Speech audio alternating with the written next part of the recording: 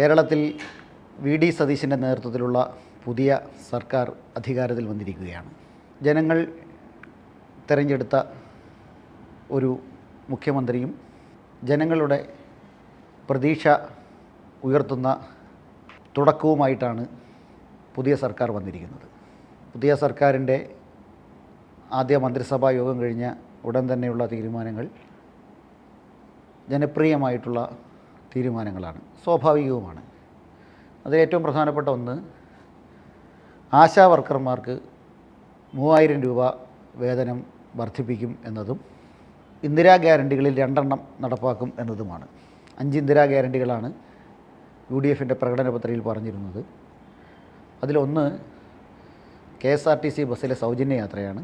June 15 മുതൽ അത് നടപ്പിലാക്കുമെന്നത് ആണ്. രണ്ടാമതൊരെണ്ണം വയോജന വകുപ്പ് രൂപീകരിക്കും എന്നതാണ്. ബാക്കിയുള്ള 3 അതിൻ്റെ സമയക്രമമനുസരിച്ച് നടപ്പിലാക്കുമെന്നാണ് മുഖ്യമന്ത്രി പറയുന്നത്. ഇത്രയും കാര്യങ്ങൾ പ്രതീക്ഷ നൽകുന്ന കാര്യങ്ങളാണ്.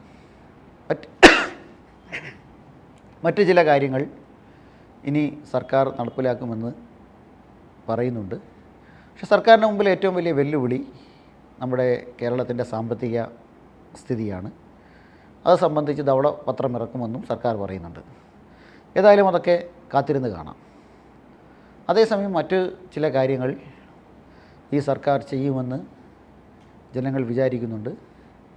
അതിൽ പ്രധാനപ്പെട്ടൊരു കാര്യമാണ് ജനകീയ സമരങ്ങളോടുള്ള നിലപാട്. കേരളത്തിൻ്റെ ഒരു സാമൂഹ്യ മണ്ഡലങ്ങളിൽ വലിയ മാറ്റങ്ങൾ വരുത്താൻ കാരണമായിട്ടുള്ളത് രാഷ്ട്രീയ പാർട്ടികളുടെ സമരങ്ങൾക്കപ്പുറം പൗരസമൂഹം രൂപപ്പെടുത്തിയിട്ടുള്ള ചില മുന്നേറ്റങ്ങളാണ്. കേരളത്തിൻ്റെ ചരിത്രത്തിൽ തന്നെ അത് കാണാൻ കഴിയും.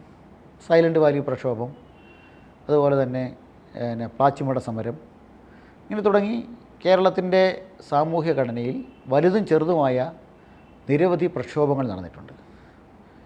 ഒരു ഘട്ടത്തിൽ പ്രത്യേകിച്ച് 2000 ആ തുടക്കം മുതൽ ഏതാണ്ട് 2016 വരെ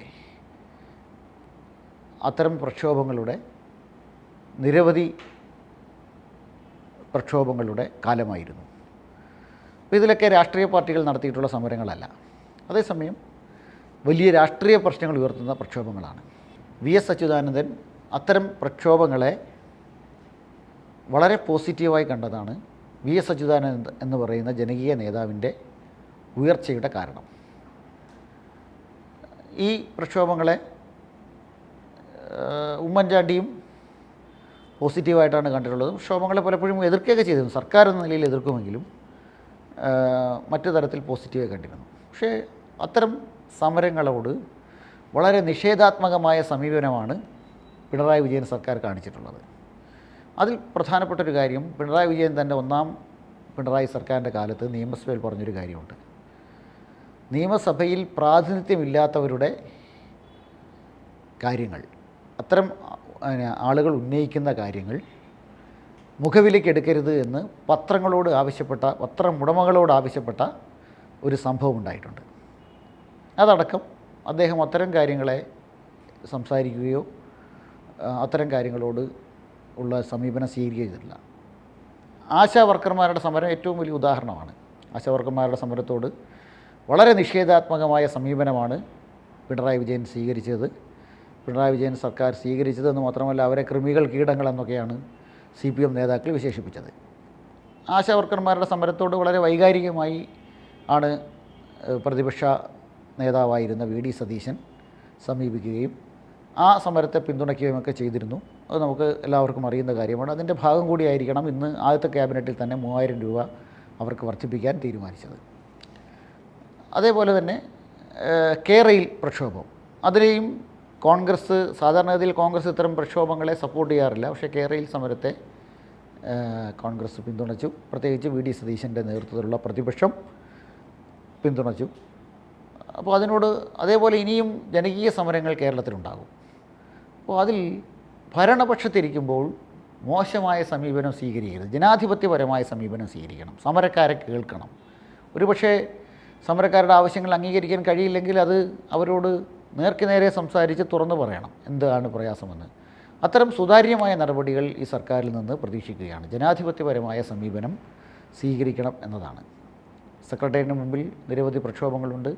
അതിനെ നിയന്ത്രിക്കരുത് എന്നത് ഈ സർക്കാർ സ്വീകരിക്കുമെന്ന് വിചാരിക്കുന്നു.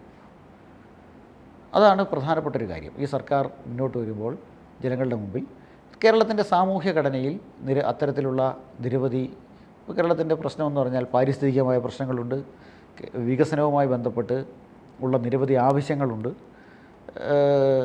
അത്തരം പാരിസ്ഥിതിക പ്രശ്നങ്ങളും വികസനങ്ങളുമായി ബന്ധപ്പെട്ട ആവശ്യങ്ങളും പരസ്പരം കോൺഫ്ലിക്റ്റ് ഉണ്ടാകുന്ന സന്ദർഭങ്ങളുണ്ട്. അത്തരം സന്ദർഭങ്ങളിലാണ് മിക്കവാറും സമരങ്ങളുണ്ടാവുക. അത്തരം സന്ദർഭങ്ങളെ പരസ്പരം സഹകരിച്ചുകൊണ്ട് കോൺഫ്ലിക്റ്റ് ഉണ്ടാകാത്ത രൂപത്തിൽ മുന്നോട്ട് പോകണമെങ്കിൽ കൃത്യമായി ആവശ്യങ്ങൾ ഉന്നയിക്കുന്ന ഒരു പൗരസമൂഹം നമ്മുടെ നാട്ടിലുണ്ടാകണം. ആ പൗരസമൂഹമാണ് കേരളത്തെ നിലനിർത്തുന്നതിൽ വലിയ പങ്ക് വഹിക്കുന്നത്. രാഷ്ട്രീയ പാർട്ടികൾക്ക് ഒരുപക്ഷെ പ്രായോഗികമായ പല സമീപനങ്ങളും സ്വീകരിക്കേണ്ടി വരും. അത്തരം സന്ദർഭങ്ങളിൽ പൗരസമൂഹങ്ങളോട് ജനാധിപത്യപരമായിട്ടുള്ളൊരു സംവാദത്തിന് സർക്കാർ സന്നദ്ധമാകണം.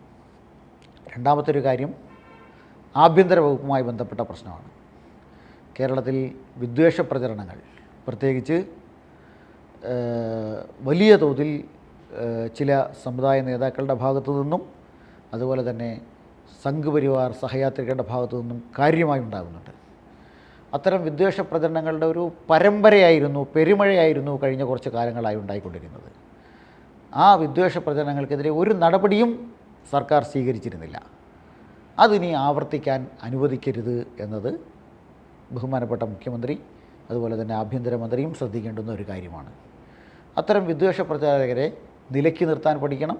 കേരളത്തിൻ്റെ സോഷ്യൽ ഫാബ്രിക്കിനെ അപകടപ്പെടുത്തുന്ന, കേരളത്തിൻ്റെ സോഷ്യൽ ഫാബ്രിക്കിനെയും സോഷ്യൽ ഹാർമണിയെയും അപകടപ്പെടുത്താൻ ശ്രമിക്കുന്ന ഒരു നീക്കവും ആരിൽ നിന്നും ഉണ്ടാകാൻ അനുവദിക്കരുത്. അത്തരം നീക്കങ്ങളെ ആദ്യം തന്നെ വളരെ ദൃഢമായ രൂപത്തിൽ തടയിട്ടാൽ അതവിടെ അവസാനിക്കും.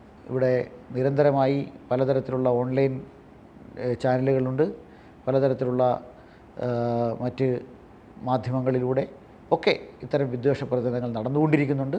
ചില സമുദായ നേതാക്കൾ അതിനായി തന്നെ ജീവിക്കുന്നവരുണ്ട്. അത്തരം സമുദായ നേതാക്കളുടെ അത്തരം വിദ്വേഷ പ്രചരണങ്ങൾ നടത്തുന്നവരുടെ നാവിനെ പിടിച്ചു കെട്ടാൻ, അത്തരം കാര്യങ്ങൾ കൊടുക്കുന്ന ഓൺലൈൻ മീഡിയകളെ നിയന്ത്രിക്കാൻ, അങ്ങനെ എഴുതുന്നവർക്കെതിരെ നിയമ നടപടികൾ സ്വീകരിക്കാൻ, രാജ്യത്തെ നിയമങ്ങളനുസരിച്ചുള്ള നടപടികൾ സ്വീകരിക്കാൻ സർക്കാർ സന്നദ്ധമാകണം. പോലീസിനെ അത്തരം കാര്യങ്ങൾ ചെയ്യാനുള്ള ഒരു നിർദ്ദേശം സർക്കാർ കൊടുക്കണം എന്നതും കൂടി ഈ തുടക്കത്തിൽ ഓർമ്മിപ്പിക്കുകയാണ്. സർക്കാരിൻ്റെ തുടക്കം മെച്ചമായി മുന്നോട്ട് പോകട്ടെ എന്ന് ആശംസിക്കുന്നു.